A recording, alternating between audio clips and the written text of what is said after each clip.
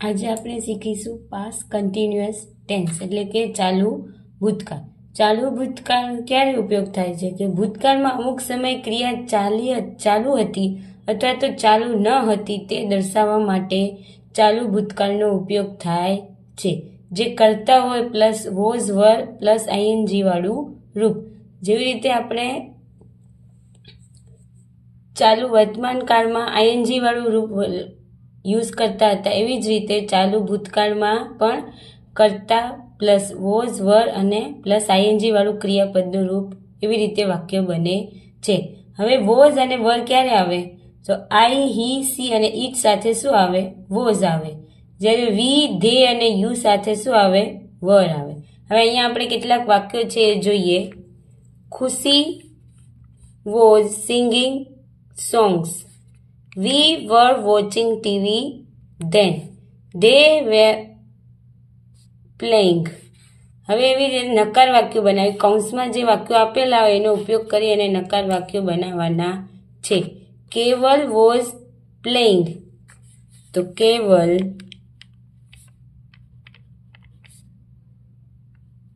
Was not playing kho-kho.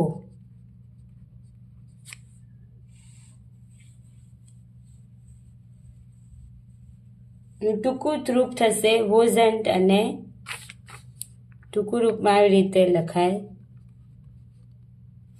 એવી રીતે the teacher was teaching then, તો અહીંયા શું છે? સ્લીપિંગ. તો the teacher wasn't sleeping then.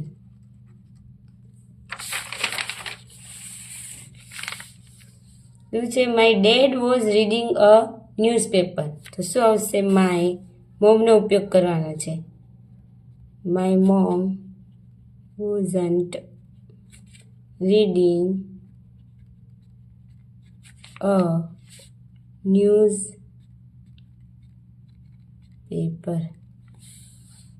My brother was reading.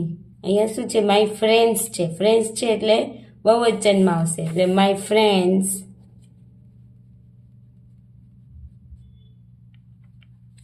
weren't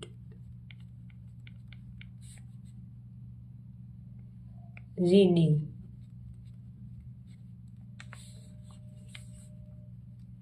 વેર નોટનું ટૂંકું રૂપ વેરન્ટ. હવે આ છે અનુરાધા વોઝ ડાન્સિંગ. તો આ તમારે જાતે વાક્ય બનાવી અને નીચે કોમેન્ટમાં આનો આન્સર આપવાનો છે.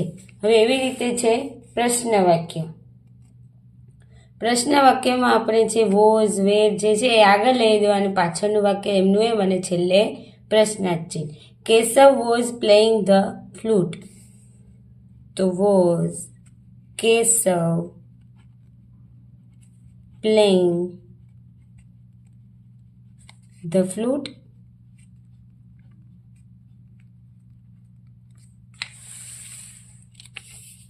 Chandni was making tea, so was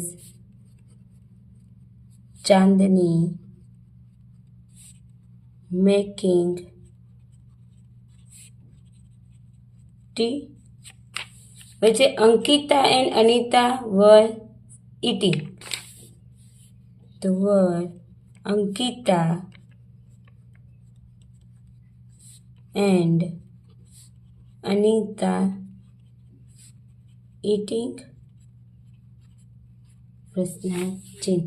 We were not reading then, તો were we not reading then?